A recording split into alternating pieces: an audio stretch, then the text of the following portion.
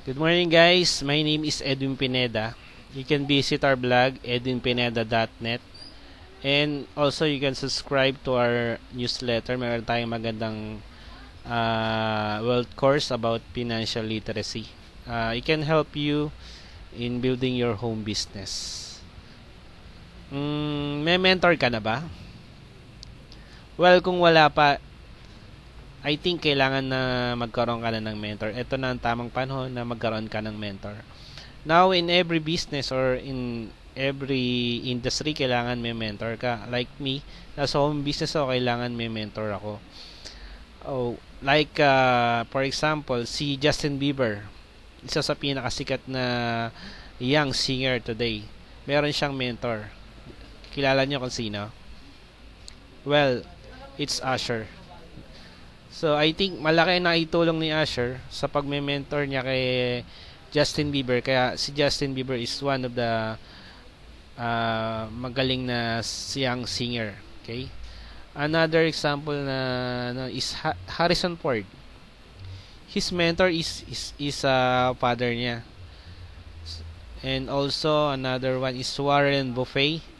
Isa sa pinakamayaman at sumikat sa real estate.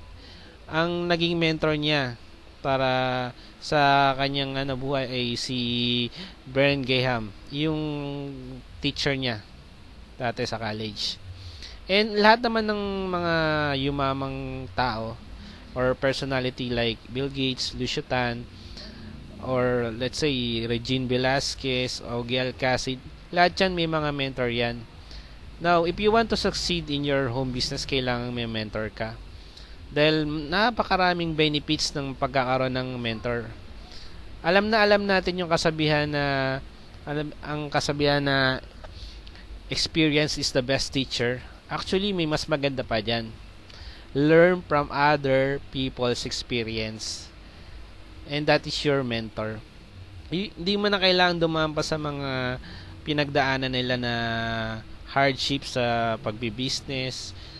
Because alam na nila na pagdaanan nila yan eh. So, ano ba yung mga benefits na pag nagkaroon ka ng mentor? Unang-una, meron kang inspiration. Lalo kang gaganaan sa pagpapatakbo ng business mo. Kasi nga nakikita mo sila, they are successful in their own business. So, meron kang tinitingala, meron kang goal, meron kang gustong mangyari sa business mo. Kaya, it is very important na meron kang mentor. Your mentor can be also your role models. Yes, because of them, makikita mo kung anong tamang gawin ng isang businessman. What should you do? And also, they provide valuable knowledge and timely advice, especially kung meron kang mga important na decision about your home business. And aside from that, yung mentor mo, they can give you insight tungkol sa business mo.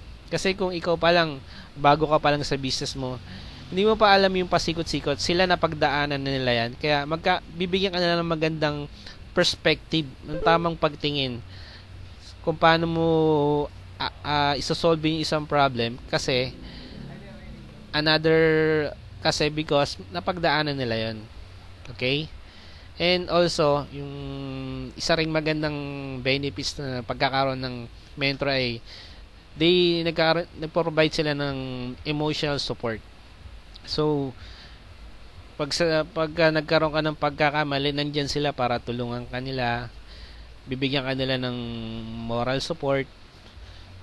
Mas maganda kung bigyan kang financial support. Pero emotional support, napakalaking tulong na yun para mag-move on ka sa business mo, mapalago mo yung business mo.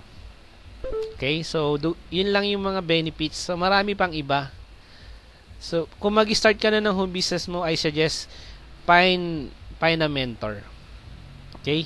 Maghanap ka ng mentor mo. It could be your father or a successful businessman, home businessman, also pwede ring mentor mo yung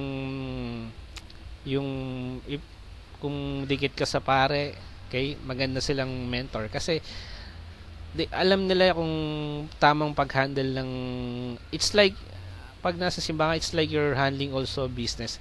And also, andun pa yung spiritual support, di ba? Mas maganda rin. So, kung wala ka pang mentor, yun lang ang payo ko sa'yo. Okay? So, ikaw na bahala, mapalago mo yung business mo, matulungan mo yung pamilya mo, and at the same time, kumikita ka habang nasa loob ka ng bahay. And also, pag kumikita ka na, pwede mo pa silang i-treat or pwede mo silang ipasyal kung saan nyo gusto.